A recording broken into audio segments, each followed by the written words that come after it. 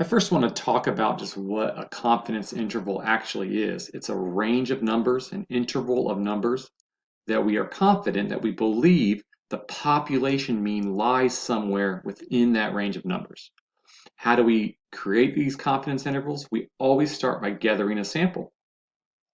The sample mean is placed right in the middle of the interval, and then we add the margin of error to get the upper limit, and we subtract the margin of error from the sample mean to get the lower limit, and it creates this range of numbers that we are confident the population mean lies somewhere within that range. So for example, if I had a sample and this was my sample mean and I calculated the margin of error based off of my sample data to be 15,000, the lower limit would be sample mean minus the margin of error, so 235,000. The upper limit is the sample mean plus the margin of error, so 265,000. I would be confident that the population mean lies somewhere within that range of numbers between 235,000 and 265,000. And so what I just went through is explained here in the book in symbols. To get the upper limit of your confidence interval, you take the sample mean and you add the margin of error. This calculation right here is the margin of error. You take your sample mean and subtract the margin of error to get your lower limit. And these calculations are all based off of your sample data, your sample standard deviation, the square root of your sample size, and you don't have to do them out by hand. Excel does have nice built-in functions that will calculate this margin of error for you right away. Now I want to talk about what we mean when we mention a level of confidence. For example, what is meant by a 95% confidence interval? You can imagine with every random sample you gather, you're going to have different data in your sample, so you'll get a different sample mean, you'll get a different margin of error, so it's going to produce a different confidence interval. For example, let's say I had a second sample, and the mean home price from that sample was $240,000, and the sample data gave me a margin of error of $12,000. This new sample would produce a completely new confidence interval. The interval would be centered around the sample mean, and then your upper limit, in this case it would be the sample mean plus this new margin of error, so we get $252,000 for our upper limit, and our lower limit here would be $228,000. So a different sample produces a different confidence interval, and you can see there would be a lot of numbers that overlap between the intervals. A whole bunch of values here between 235,000 all the way up to 252,000 are in both of the intervals. So what is meant by a 95% confidence interval is that if we were to gather 100 samples, we would have 100 different confidence intervals. There'd be a lot of overlap, but they'd all be slightly different. 95 out of those 100 confidence intervals would contain the population mean. It would lie somewhere within the range of numbers between the lower and upper limit for 95 out of 100. The other 5 samples would create a confidence interval, and that range of numbers would not contain the population mean. It would either be somewhere above the upper limit or it'd be a lower value below the lower limit, but the population mean would not be within our confidence interval. And we can never know for sure whether our confidence interval is one of the good ones that contains the population mean, or if it's one of the small percentage that doesn't. We could never know unless we gather more data and do more research to continue analyzing that. So that's why we always want to choose a high level of confidence so that there's a very small chance that we create a bad confidence interval that doesn't contain the population mean. And there's a very high chance, like 95%, that our confidence interval actually does contain the population mean. So finally, I want to talk about the margin of error and precision. It is always better to be more precise. The more precise and accurate your confidence interval is, the more useful it will be for helping you make decisions and using the data in a productive way. So the margin of error, the larger it is, the more spread out your upper and lower limit will be, the larger your confidence interval. If you can get a smaller margin of error, your confidence interval is going to be a much tighter range of numbers, which will then be more useful for making accurate predictions about values for where the population mean could possibly be.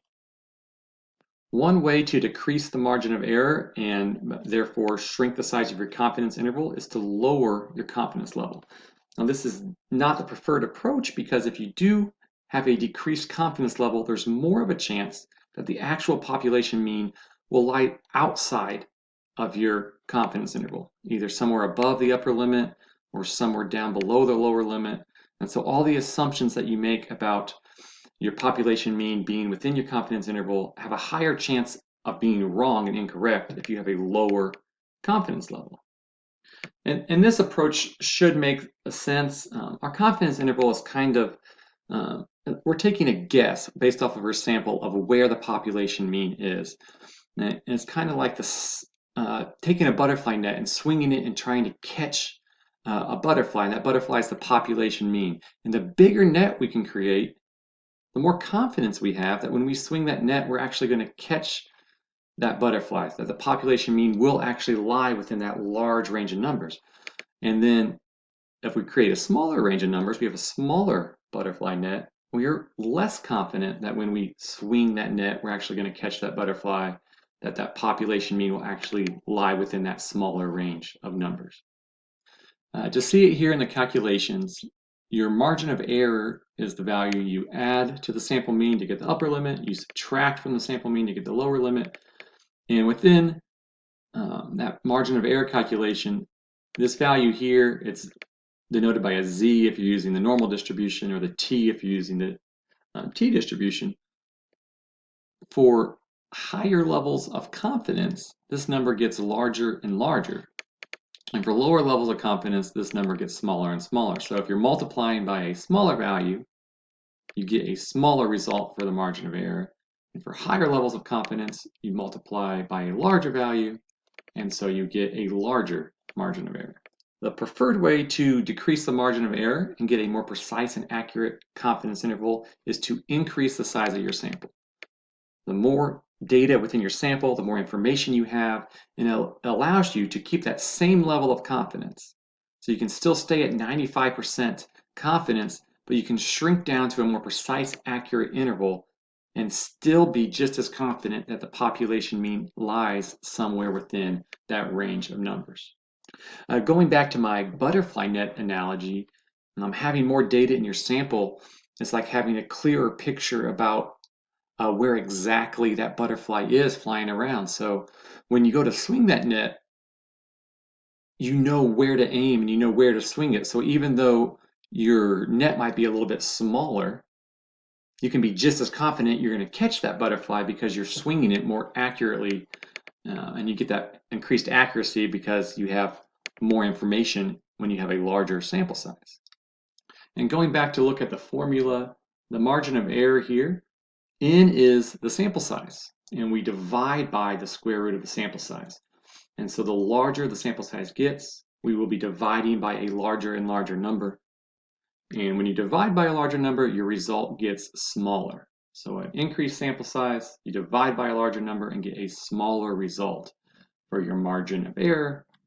And that smaller margin of error then produces a more precise confidence interval. To wrap up the video, I want to talk through the discussion prompt a little bit. The scenario here is we're trying to find a population mean that we don't know, and it's the mean listing price of homes in the Northeast region. And so how do you go about trying to estimate what that mean listing price is? We gather a sample of data and we create a confidence interval, a range of numbers that will be confident the mean listing price lies somewhere within. And that confidence interval is going to be centered around our sample mean. And we're told down here the sample mean is going to be $310,000. So build your confidence intervals centered around that sample mean, add the margin of error to get the upper limit, subtract it to get the lower limit. And then you'll be able to say, I am 95% confident that the true population mean lies somewhere between that lower and upper limit.